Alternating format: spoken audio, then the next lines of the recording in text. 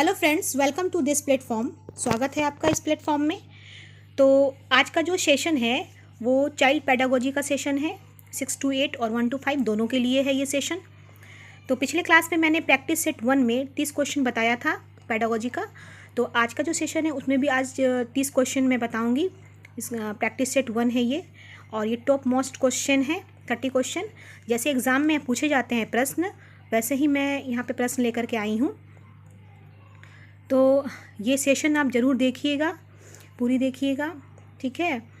तो आज का जो सेशन है हम स्टार्ट करते हैं। 31 नंबर क्वेश्चन, शिक्षा का शाब्दिक अर्थ है।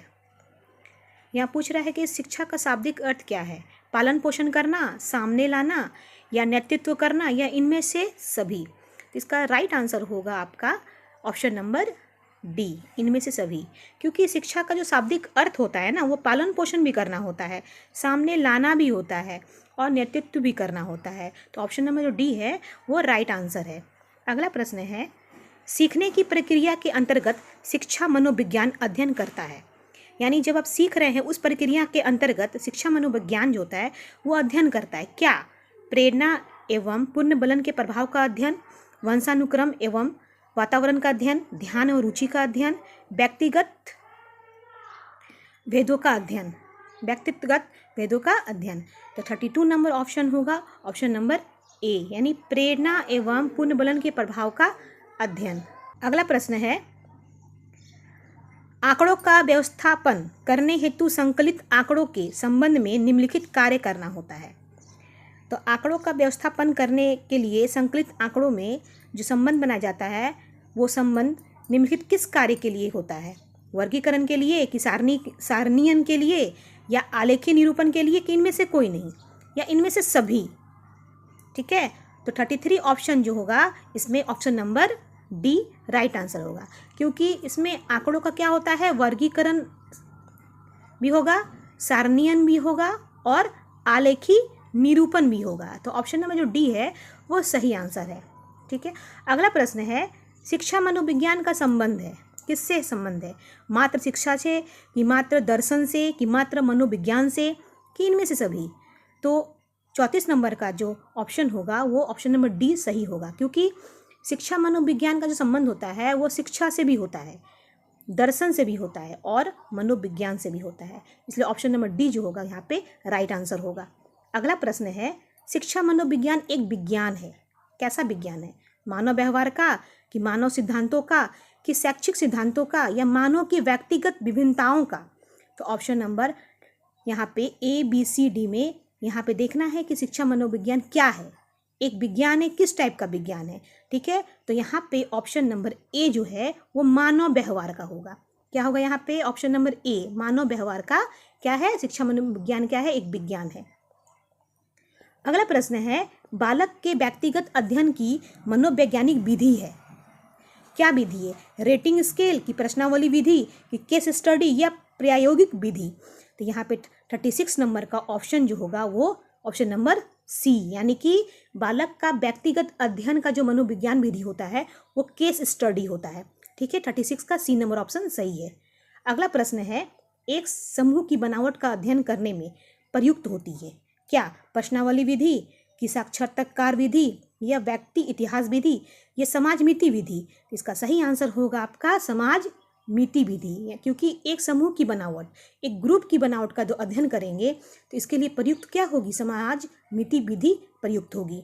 अगला प्रश्न है, शिक्षा मनोविज्ञान अध्ययन का उद्देश्य क्या है? यहाँ पूछ रहा है कि विद्यार्थियों द्वारा किसी बात के सीखे जाने को प्रभावित करना, कि शिक्षा के उद्देश्यों की पूर्ति में सहायक न होना, छात्र की योग्यताओं एवं क्षमताओं को ध्यान में रखना, उपयुक्त में से कोई नहीं। तो 38 का जो ऑप्शन नंबर ए है वो राइट आंसर होगा। विद्यार्थियों द्वारा किसी बात के सीखे जाने को प्रभावित करना, यही होता है शिक्षा मनोविज्ञान का अध्ययन का उद्देश्य। अगला प्रश्न है, शैशवावस्था में बालक में पाया जाता है। क्या? अनुकरण करना, कि सहयोग लेना, कि आश्रितता, या इनमें से कोई नहीं। इसका राइट आंसर होगा इनमें। अगला प्रश्न है 39 नंबर, शैशव अवस्था में बालक में पाया जाता है। क्या? अनुकरण करना, कि सहयोग लेना, कि आश्रितता, या इनमें से सभी। इसका राइट आंसर जो होगा ऑप्शन नंबर डी, इनमें से सभी, क्योंकि शैशवावस्था में बालक में अनुकरण करना भी होता है, सहयोग लेना भी होता है और आश्रित भी रहता है। ठीक है, इसे ऑप्शन नंबर डी जो होगा वो सही आंसर होगा। अगला प्रश्न है, मूल्यांकन का क्षेत्र है सीमित है कि असीमित है कि संकुचित है कि व्यापक है? तो मूल्यांकन का जो क्षेत्र होता है ना वो सीमित होता है। ठीक है, option number A right answer, यानी उसका क्या होगा यहाँ पे सीमित क्षेत्र होता है। अगला प्रश्न है, शिक्षण प्रक्रिया के अंग है शिक्षण के उद्देश्य, शिक्षण को सार्थक बनाने वाला ज्ञानु अनुभव, शिक्षण का मूल्यांकन, उपयुक्त सभी। इसका राइट आंसर जो होगा वो ऑप्शन नंबर डी यानी उपयुक्त सभी होगा। यानी शिक्षण प्रक्रिया का अंग क्या होता है? शिक्षण का उद्देश्य भी होता है, शिक्षण को सार्थक बनाने का ज्ञान अनुभव भी होता है और शिक्षण का मूल्यांकन भी होता है। तो इसी ऑप्शन नंबर डी जो होगा वो सही आंसर होगा। शिक्षा का संबंध है शिक्षा का उद्देश्य से, शिक्षार्थी एवं शिक्षक से, कक्षा पर्यावरण एवं वातावरण से, उपयुक्त सभी से। इसका राइट आंसर होगा ऑप्शन नंबर डी, यानी कि शिक्षा का जो संबंध होता है और शिक्षा का उद्देश्य से भी होता है, शिक्षार्थी एवं शिक्षक से भी होता है और कक्षा पर्यावरण और वातावरण दोनों से होता है। इसलिए ऑप्शन नंबर डी या राइट आंसर। अगला प्रश्न है, वस्तुनिष्ठ परीक्षण के निर्माण में समय लगता है कितना? अधिक, कम, कठिन या सरल? तो इसका ऑप्शन नंबर ए जो होगा वो राइट आंसर होगा, क्योंकि ऑब्जेक्टिव परीक्षण जो होगा उसके निर्माण में जो समय होगा वो अधिक लगेगा। ठीक है, अगला प्रश्न है, बालक के निजी व्यवहार का अंकन करने में कौन सी विधि सहायक होती है? नियंत्रण निरीक्षण विधि, मनोभौतिक विधि, चिकित्सालय विधि या आत्मनिष्ठ अंकन विधि? इसका राइट आंसर होगा ऑप्शन नंबर ए, नियंत्रण निरीक्षण विधि।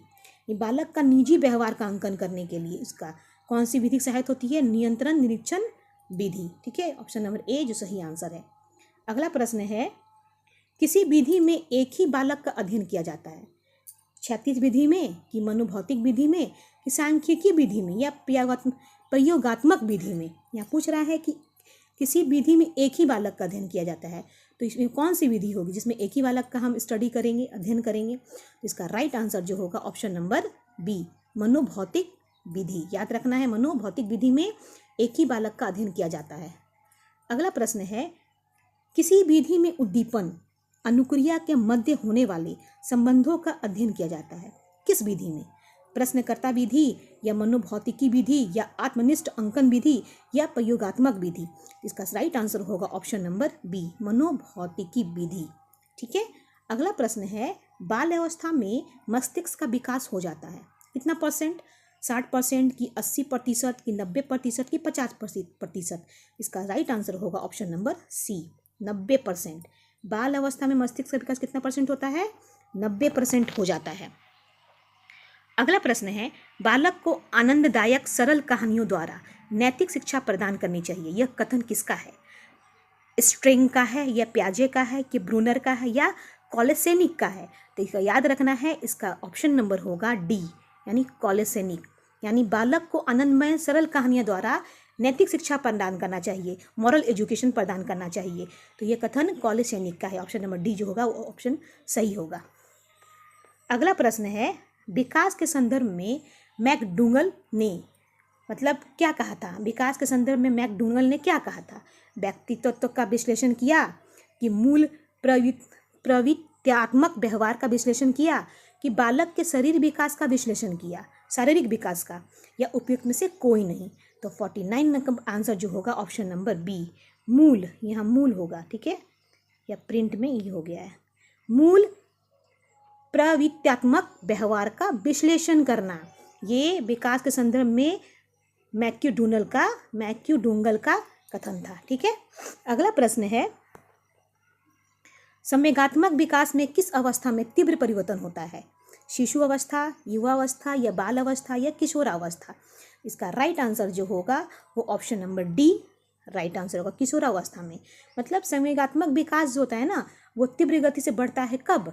किशोरावस्था में ये ज़्यादा तेज हो जाता है। ठीक है, अगला प्रश्न है, बुद्धि और विकास है एक दूसरे के विरोधी हैं कि एक दूसरे के समान हैं कि एक दूसरे के पूरक हैं या इनमें से कोई नहीं? इसका राइट आंसर होगा सी, एक दूसरे के पूरक हैं, यानी बुद्धि और विकास क्या है, एक दूसरे के पूरक हैं ये। ऐसा प्रश्न परीक्षाएं पूछे जाते हैं, ठीक है। अगला प्रश्न है, एक बालक की बुद्धि लब्धि 150 है, तो वह बालक कहलाएगा मंदबुद्धि कहलाएगा कि पिछड़ा कि प्रतिभाशाली कि असंतुलित। इसका राइट आंसर होगा ऑप्शन नंबर बी, पिछड़ा। यानी याद रखना है IQ, इसका IQ अगर 150 है किसी बालक का, तो उसका वो बालक क्या कहलाएगा, पिछड़ा कहलाएगा, ठीक है। तो 52 नंबर का option number B right answer. सृजनशील बालकों का लक्षण है समस्याओं के प्रति सजगता का भाव, गतिशील चिंतन का भाव, अमन्यता या जिज्ञासा।